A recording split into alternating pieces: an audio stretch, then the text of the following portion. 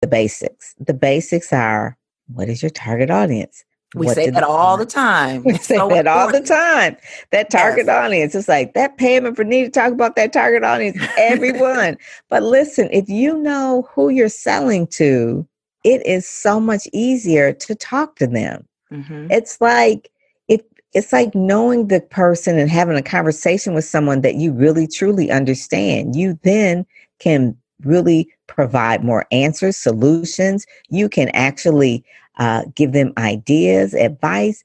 You get them, they get you. That's where it all starts. But from just really having a real pretty website and really having really good funnels or really good sales copy, or you're just doing really jamming on Instagram, but you're not hitting the mark because you're just, what I won't say spamming, but you're just selling without really understanding what it is you're in business for. Mm-hmm. And people get that you're just trying to push stuff in their face. Mm-hmm. So we're going to go back to you really building your brand, your platform, really making sure that your avatar gets you and knows you, knows that you care about them. Because we always talk about the know, like, and trust factor. And trust is not going to be built just by you posting on Facebook all day or Instagram or tweeting. That's not how you get to people. You have to, when we set up the systems for people, one of the things we always ask people to do is to really set up a system where they can contact you to have a conversation, to have a discussion. Mm-hmm. And that is where they will hear your heart. You will decide whether you want to work with them, and they decide whether they want to work with you. So getting back to having written goals for either your book, your info product, or your program. So the beginning of this year, write out your goals. Write out your goals for your book. Write out your goals for your info product, or write out your goals for your program. When I say goals, not like your financial goals, what you want to make, but the goals in terms of what value you're going to deliver. What kind of things the change do you want people to see? When you do that, the money will come. That's really like the bottom line. There's no magic bullet, but if you actually have something that your target audience wants, you have to write the goal down for that. And that's going to be related in all of your marketing materials, because you know what transformation you want your clients to make. So write down your goals for your book. If you're going to write a book this year, what is the goal of the book? If it's an info product, if it's a program, make sure you write that down, because that's going to lead you to really to go out and do the tactics, to go out and do the sales pages, to go out to do the sales funnel, to go out to do the Instagram. But if you don't know the goal and you just like, I just want to push my stuff, it's going to come off like that. And it'll come off, I guess you would say, desperate. And you don't want to be desperate. So you want to make sure you know that. So Pam, would you say that a goal is also how it's going to benefit the person, the customer? Yes. That's mainly what you're saying. Yes. And so the thing is, when you write down that goal, when you write down how it's going to transform that person's life on Twitter, Facebook, LinkedIn, everywhere, that's what you need to be talking about. That's what needs to be in your written copy. That's what needs to be in your videos. That's what you need to talk about, not just here, buy this, buy this, buy this, buy this. No, you talk about all these benefits and the transformation that's going to happen with people. Mm-hmm. And we want you to be more customer focused. Be more customer focused on what it is that they want. What is it that you know that you can do for them? And that's really going to take some reflective time. Like, what makes you different? What is your unique selling position? What is your unique value position? Really take some reflective time and understanding what is it you bring. All your skills, all your experiences, all your relationships is what someone would buy from you.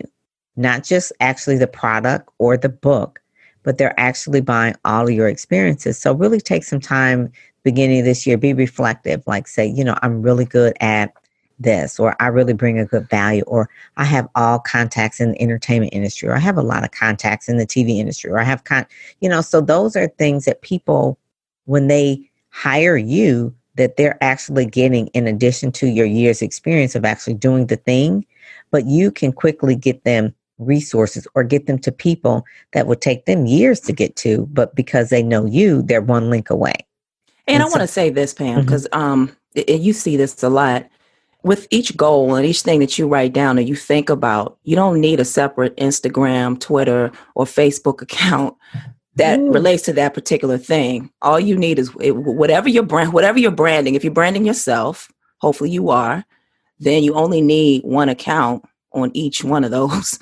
Yes. With the exception of Facebook, I mean, you have your personal and then you have your business, but you don't need like 4 different Instagrams, 3 different Twitters, 3 different YouTubes, and it's just especially if it's the same target audience. Mm-hmm. If it's the same target audience, why are you creating splitting the hairs for all the different on the different social medias when they all have the same target audience? Right. And if you feel like there's an elephant in the room right now, let's talk about this, Pam, because you have different ones. Mm-hmm. But explain that, because people may say, okay, well, she's saying that, but what about she has various different, go ahead, explain it. Yeah. So Speakers Magazine is a magazine. So basically on that, I'm promoting speakers. All right. My Pam Perry PR promotes things that relate to PR, marketing, digital business acceleration, podcasts. All right. That has everything to do with marketing. Then there's one called Aging Healthy, which is basically, I am going to be 60 this year. Started this Instagram 5 years ago on my road to 60. And it basically has to do with health and vegan and other people who are looking well, like Tina Turner or people like Angela Bassett. Those are the Aging Healthy, or I have friends that are turning 60 and how fabulous they look. So that's different. Then I'm not going to put that on Speakers Magazine, and I'm not going to put that on Pam Perry PR because it has nothing to do with PR. It's a personal one. So it's a different target audience. And so on that one, I have a lot of the vegan girls that are on this one and follow me. Ernestine Shepherd, that's a lady who's like 83. I'm following her there. I would not follow her on my personal one. I mean, on my Pam Perry PR one, I would not follow her on Speakers Magazine, even though Ernestine is a speaker, but that's not really what she's known of. She's more known as like a person who is like the world Guinness Book of Record as the oldest bodybuilder, Black woman in the world. Okay, so it's like so it has different ones, but I wouldn't have like a different one for the same audience because one, it dilutes the interaction. So say, for instance, Pam Perry PR, even though Digital Business Acceleration Podcast is there, we don't have an Instagram for this Digital Business Acceleration because it goes all under the brand of PR marketing and branding. And then you also have ones that serve a completely different purpose. Like you have your husband that runs social media PR solutions. That's a whole different purpose, and he runs that. And also, when it comes to YouTube, a lot of people don't know this because both of us have been in this game for a long time. YouTube wasn't to set it up back then. It wasn't like it is now. It was completely separate, and you create an account. And then as time went on, it integrated with this other thing and this other thing. And so now it's like, okay, well, can I consolidate them all? Or do I have to start over? Whatever. Google has changed so many things when it came to YouTube. So you'll find many marketers